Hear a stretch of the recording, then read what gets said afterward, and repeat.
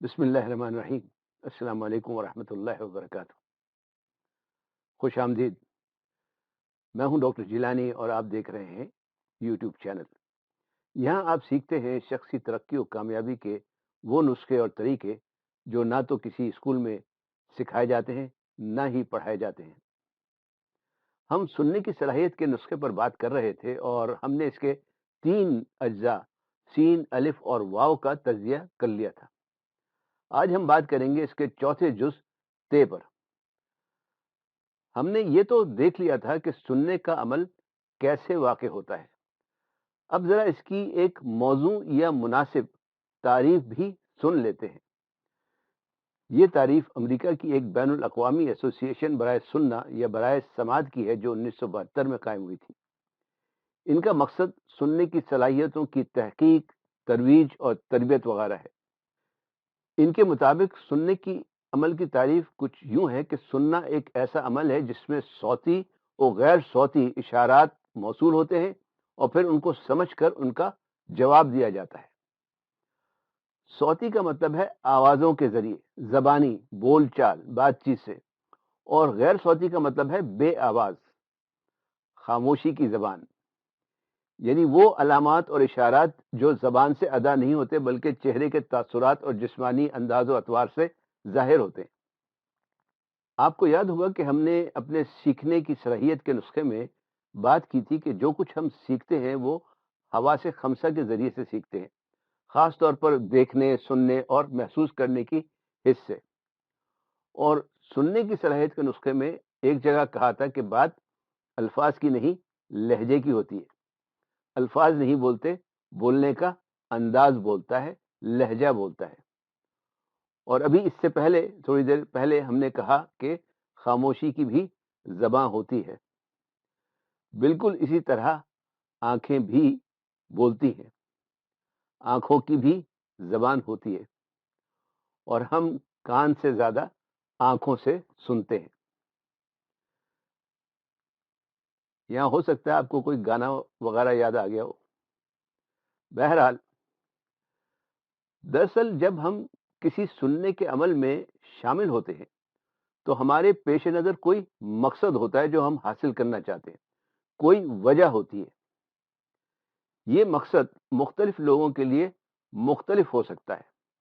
مثال کے طور پر یہ ویڈیو جو آپ دیکھ رہے ہیں اور جو باتیں آپ سن رہے ہیں، اس کے کئی مقاصد ہو سکتے ہیں، جیسے اپنی معلومات میں اضافہ کرنا، یا سیکھنا، سمجھنا، یا ہمیں جانچنا، پرکھنا، موضوع کے بارے میں اپنے اور ہمارے مواد کا موازنہ کرنا، یا ہماری غلطیاں نکالنا، اور اسی طرح کے دوسرے مقاصد۔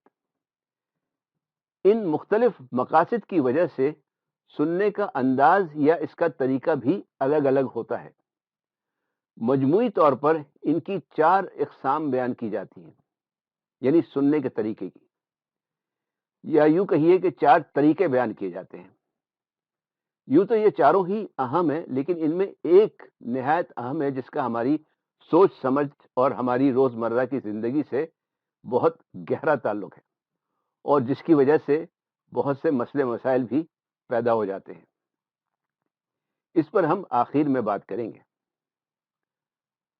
اب جو 4 طریقے بیان کیے جاتے ہیں ان کے لیے ہمیں ضرورت پڑتی ہے ہمارے سننے کے نسخے ساوتری کے چوتھے تے کی۔ یہ چوتھا جز ہے، 4 طریقے ہیں اور 4 ہی تے ہیں، اس لیے کہ ان سب کی شروعات تے سے ہوتی ہے۔ تو سب سے پہلی قسم یا طریقہ تے سے ہے تسکیناتی سننا۔ اس کا استعمال اس وقت ہوتا ہے جب ہمارا مقصد اطمینان، سکون، فرحت، راحت یا لطف یا حظ اٹھانا ہو۔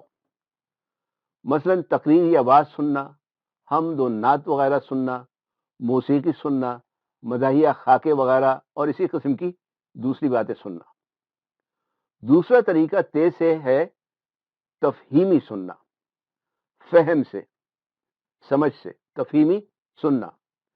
تفہیمی سننے کا استعمال اس وقت ہوتا ہے جب ہمارا مقصد کسی چیز کو سمجھنا ہو، علم حاصل کرنا ہو، یا کسی چیز کی تربیت لینی ہو، یہ سننے کا ایک نہایت ہی فعال طریقہ ہے، مطلب یہ کہ اس میں عملی طور پر شامل ہونا پڑتا ہے، خاص طور پر سیکھنے کے لیے اس میں ارتکاز توجہ کی زیادہ ضرورت پڑتی ہے۔ اگر یہ ویڈیو آپ سیکھنے اور سمجھنے کے لیے یا اس کے مقصد سے دیکھ رہے ہیں تو آپ تفہیمی سننے کا استعمال کر رہے ہوں گے۔ تیسرا سننے کا طریقہ تیسے ہے تصوراتی سننا۔ تصوراتی سننے کا استعمال اس وقت ہوتا ہے جب ہم دوسرے کے احساسات اور جذبات کو اپنے احساسات اور جذبات تصور کر کے اس کی باتیں سننے کی کوشش کرتے ہیں، اپنے آپ کو بولنے والے کی جگہ رکھ کر اس کے خیالات اور تصورات کو اسی کے انداز سے سمجھنے کی کوشش کرتے ہیں، اسی کے پس منظر سے یا اسی کے زاویہ نگاہ سے دیکھنے کی کوشش کرتے ہیں۔ اسے محسوساتی سننا بھی کہا جا سکتا ہے۔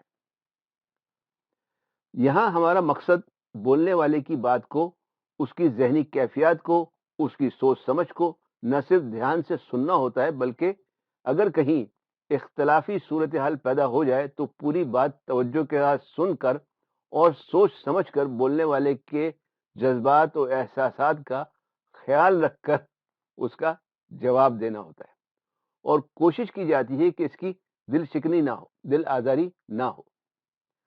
اب باری آتی ہے آخری اور سب سے اہم طے کی، لیکن اسے سمجھنے کے لیے کچھ وقت درکار ہوگا۔ انشاءاللہ اس پر اگلی ویڈیو میں بات کریں گے۔ اگر آپ شخصی ترقی و کامیابی کی اس جد و جہد میں شامل رہنا چاہتے ہیں تو چینل کو سبسکرائب کر کے بیل آئیکن پر کلک کر دیں۔